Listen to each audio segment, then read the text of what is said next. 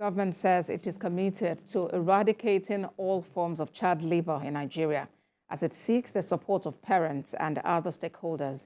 It made this appeal while commemorating this year's World Day Against Child Labor with the theme Social Justice for All, End Child Labor. TVC News' Joke Adisa reports. After that, business news. Data by the International Labour Organization shows that about 160 million children are actively engaged in child labor worldwide. Of this figure, 72.1 million are African children and 31.5 million of them are involved in hazardous work, while 15 million child workers are in Nigeria. June 12th every year is set aside globally to address the plight of millions of children subjected to the hardships of labor, particularly in impoverished and developing nations. Since June 12 carries a national outlook in Nigeria, a new date was fixed to mark the day. Authorities at the Federal Ministry of Labor and Employment took the lead in a road walk through the streets of Abuja to commemorate this year's World Day Against Child Labor. We talk about education, because if you do not educate the girl child especially, you have issues. And it is, as we all know in Africa, it's the woman who makes the home.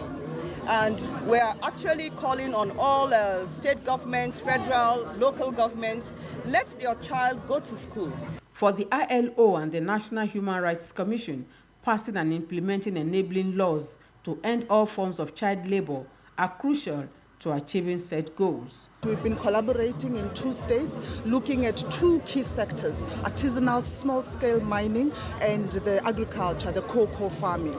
But not only just supporting the elimination, but engaging the parents, engaging the communities, engaging the teachers. Our commitment lies in advocating for policies that safeguard the rights of children, working along governmental bodies, civil society organizations, and stakeholders.